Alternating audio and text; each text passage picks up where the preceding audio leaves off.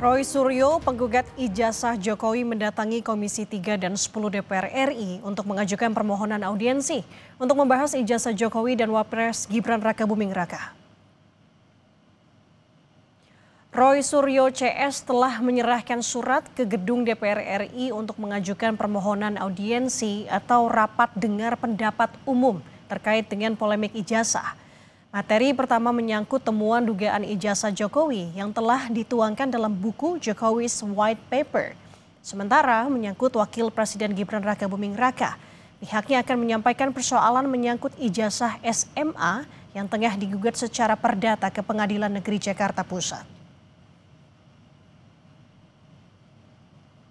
Kemarin kami menyerahkan surat tapi secara lisan dan ini kami serahkan surat secara fisiknya permintaan untuk melakukan audiensi atau bahkan mungkin nanti kalau bisa RDP rapat dengar pendapat tentang temuan-temuan soal pendidikan dan soal hukum yang itu menyangkut dua orang, yaitu menyangkut mantan presiden atau presiden ke-7 yang kami terbitkan dalam sebuah buku namanya Jokowi's White Paper, dan persoalan yang barusan mengemuka yang kemarin sudah ada sidang perdatanya dimulai pertama yang digugat oleh Pak Subhan di Pengadilan Negeri Jakarta Pusat tentang Wakil Presiden kita Gibran Rakabuming Raka, dan itu karena keterkaitannya dengan Komisi Pendidikan, Komisi 10 dan juga keterkaitannya dengan Komisi 3, maka hari ini kami datang untuk menyerahkan surat fisiknya secara langsung karena diperlukan surat fisiknya.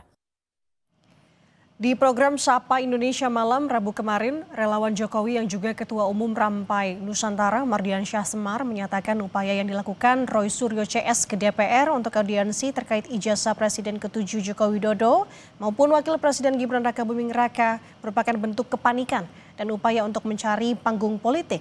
Sementara penggugat ijazah Jokowi Roy Suryo memastikan apa yang dilakukannya berdasarkan kajian ilmiah dan sesuai dengan aturan ketatanegaraan.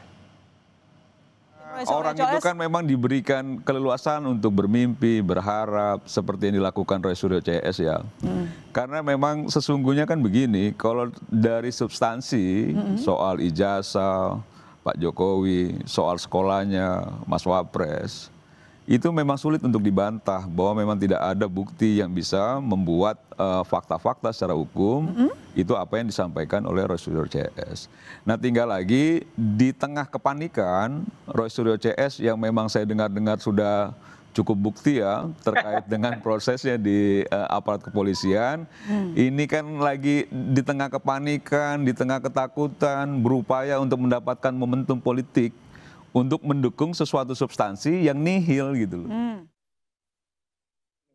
Kami itu menegakkan semua aturan dengan benar.